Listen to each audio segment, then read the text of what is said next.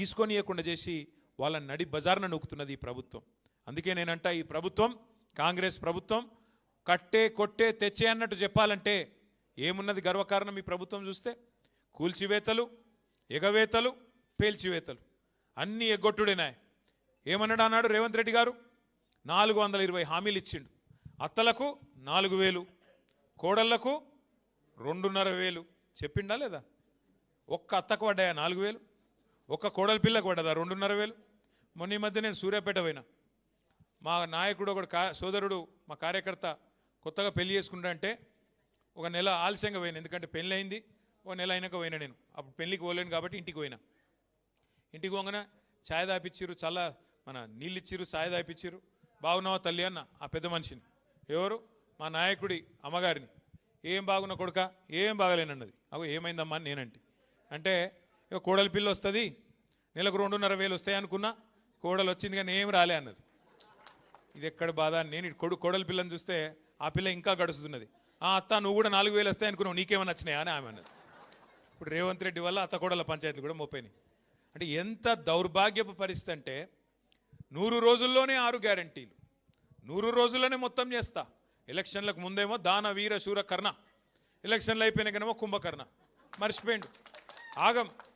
అడిగినాం అనుకో గట్టిగా, ఏమయ్యా రేవంత్ రెడ్డి గారు మరి ఇన్ని నరికితివి కదా, ఆశాలకు 18,000 అంటివి, ఆశ చూపెడితివి, అందరికి ఏమేమో చెప్తివి, ఏమన్నా చేసినావో ఒక్కటన్నా చెప్పు ఏం సంగతి అంటే, ఎంత కండలు తిరిగిన వస్తాదైనా 3 నెలల పిల్లలు పుట్టిస్తాడా? ఇది ముఖ్యమంత్రి నోట్లకెళ్ళి వచ్చే మాటనా? ఇది మాకు తెలియదా? 3 నెలల పిల్లలు పుట్టరని మనకు తెలియదా? ఎవరికి కింద కూర్చున్న వాళ్ళకి ఎవరికి అర్థం కాదా? ముఖ్యమంత్రి నోట్లకెళ్ళి వచ్చే మాట. మరి ఎవడు చెప్పమన్నాడు నిన్ను?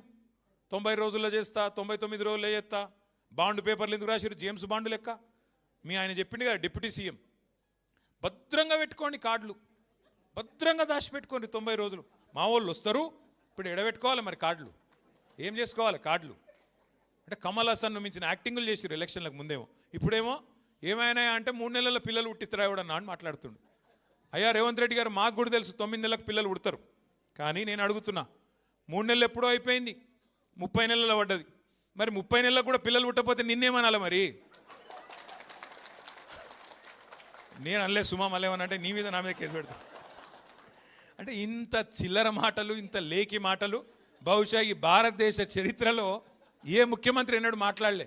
గన్ని గలీజు మాటలు. గట్టిగా అడిగినావు అనుకో, ఏమైనా ఆశాలకు జీతం పెంచుతా అంటే ఏం సంగతి అంటే, నీ లాగుల తొండలు ఇడిచిపెడతా. రుణమాఫీ అంటివి కదరా నాయన, ఏం చేస్తేవి అంటే నీ గుడ్లు వీకి గోటిలాడతా. ఇంకట్టిగా అన్నావు అనుకో, మా ఆర్టీసీ కార్మికుల అపాయింటెడ్ డే ఏమాయ్ పాపంగా శంకర్ గౌడ్ పెద్ద మనిషి చచ్చిపోయిండు, నువ్వు అబద్ధం చెప్పిన దానికి అంటే పేగులు తీసి మెడలు వేసుకుంటా. గివా మాటలు. ఇంకా ఎంత దిగజారి మాటలు అంటే, ఇప్పుడు నేను అడుగుతా ఒకటి, కష్టపడి పనిచేసే వాళ్ళందరికీ ఒకటి తెలుసు. ఏమిటిది? లోపల మనం వేసుకున్న బనీనికి పొక్క ఉన్నా మీదికెళ్ళి అంగి మాత్రం కడకేసుకొని ఉండాలి. ఎందుకు? బయటికి పోతే పతారు ఉండాలి కదా. బయటికి పోతే ఎవడన్నా మార్కెట్లో మళ్ళీ మనకు గిరాకు ఉండాలి, పతారు ఉండాలి, ఎవడన్నా అప్పించడం ఉంటే అప్పియాలి. కాబట్టి లోపల ఏమున్నా బయటికి మాత్రం మంచి కడకంగి వేసుకొని పోతాం. ఎందుకంటే కుటుంబాన్ని నడిపేటువంటి వ్యవహారం అట్లుంటుంది. బయటికి మంచిగా కనబడితేనే, గట్టిగా కనబడితేనే, దట్టంగా కనబడితేనే ఎవడన్నా విలువ ఇస్తాడు, లేకపోతే ఇయ్యాడు. కానీ నువ్వే స్వయంగా ముఖ్యమంత్రివి, నువ్వే నేను ఢిల్లీ పోతున్నాను చెప్పులు ఎత్తుకపోయే దొంగ లెక్క చూస్తున్నారు. మరి ఎవడిస్తాడరా పోయి నాకు అర్థం కాదు. ఇక ఎవడన్నా నేను దేక్తాడా నాకు అర్థం కాదు. ఎయిడ్స్ పేషెంటు, క్యాన్సర్ పేషెంటు, రాష్ట్రం దివాలా తీసింది.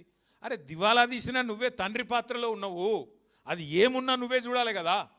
నువ్వే అట్లా మాట్లాడితే ఎట్లా? ఇక్కడ లంకె బిందెలు లేవు. ఇట్లాంటి మాటలు మాట్లాడే ముఖ్యమంత్రిని నేనైతే చూడలేను. నేను చాలామందిని చూసిన.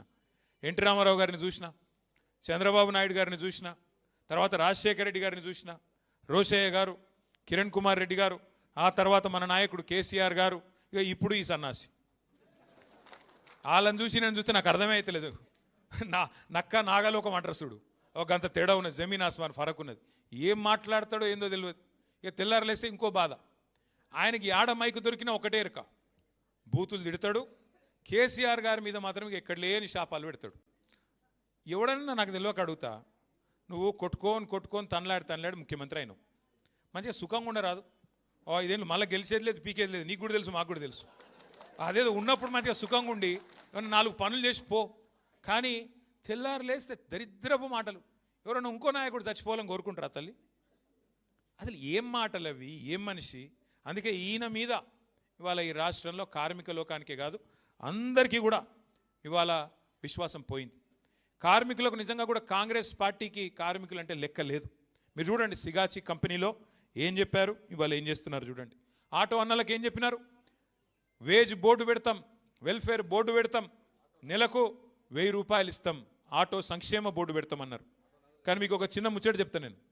నేను ఆ మధ్యన ఒకసారి జూబ్లీహిల్స్ లెక్కన ఉన్నా, కారు లేదు ఆయనతో ఆటో ఎక్కి ఇక్కడ దాకా వచ్చిన, ఇక్కడ ఏదో మీటింగ్ ఉంటే ఇక్కడికి వచ్చిన పార్టీ ఆఫీస్కి. ఏం పేరు తమ్మి నీ పేరని అడిగిన, ఆయన నడిపేట ఆయన పేరు, ఆ తమ్ముడు పేరు మస్రత్ అలీ ఆ తమ్ముడు పేరు. ఏ ఊరు తమ్మి? అచ్చా ఈయనే ఉన్నావా? కూసో కూసో కూసో కూసో కూసో కూసో ఆయనకు నీ కథనే చెప్తున్నా, కూసో. ఇగో ఈ తమ్ముడే.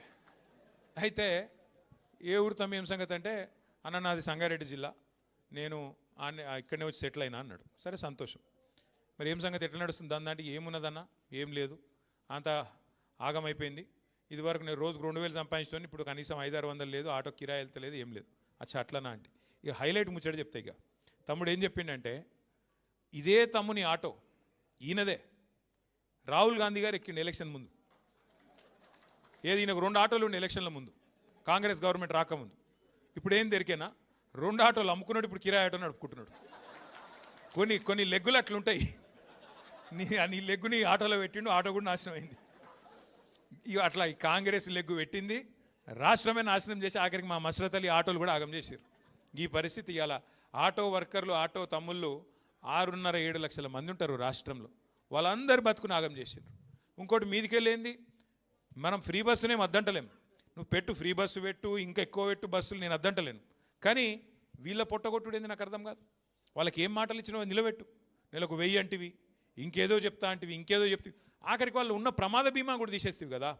కేసీఆర్ గవర్నమెంట్లో ఆటో డ్రైవర్లకు, అసంఘటిత రంగంలో ఉండే డ్రైవర్లు దగ్గర 18 లక్షల మందికి ఎవరన్నా చచ్చిపోతే వాళ్ళ కుటుంబం రోడ్డు మీద పడద్దని 5 లక్షల బీమా పెట్టిండు కేసీఆర్ సార్. ఇలా దాన్ని కూడా తీసి పారేసిండు. గదేమన్నది నిన్ను అంటే, ఇక కేసీఆర్ ఏం పెట్టినా తీసేయాలి గంతే, ఏం కట్టినా గులగొట్టాలి, ఏం పెట్టినా తీసేయాలి. ఒక్కసారి మీరు ఆలోచన చేయండి. కేసీఆర్ గారు ఆ రోజు భవన నిర్మాణ కార్మికుల సంక్షేమ బోర్డు, లేబర్ వెల్ఫేర్ బోర్డు, 27 లక్షల మంది కార్మికుల కోసం సంక్షేమ కార్యక్రమాలు చేసిండు కేసీఆర్ గారు. ప్రమాద బీమా, వైద్యం, వివాహ కానుక, ప్రసూతి కానుకలు. కేసీఆర్ కిట్ యాదుకుందా అమ్మ? కేసీఆర్ కిట్ అంటే ఏమిటిది? అదేమన్నా కేసీఆర్ ఇంట్లో ఇచ్చుకునేటిదా? ఎవరన్నా ఆడపిల్ల పెళ్లి చేసుకుంటే 1,00,000 రూపాయలు మేనమామ లెక్క కళ్యాణ లక్ష్మి కింద ఇచ్చిండు. దానికి వీళ్ళు కొండంత రాగం తీసిండ్రు. 1,00,000 రూపాయలు ఏం సరిపోతే మేము తులం బంగారం ఇస్తామని. మరి అలా బంగారం దుకాణం ఉద్ధరిస్తలేడా? ఎందుకు ఇస్తలేవు మరి బంగారం? తులం బంగారం ఏడవా? బంగారం కాదు, నేను ముందే చెప్పిన, వీళ్ళు మెడల పుస్తల తాడెత్తుకపోయే దొంగలు, వీళ్ళు మంచోళ్ళు కాదని చెప్పిన. మీరు కొంతమంది నమ్మిరు, కొంతమంది నమ్మలే. గసొంటి లంగలు వీళ్ళు. అట్లాంటి వాళ్ళు తులం బంగారం అని నరికిండ్రు, ఇలా వచ్చి కూర్చున్నారు. కడుపులో బిడ్డ, కడుపులో లగ్గమైన తర్వాత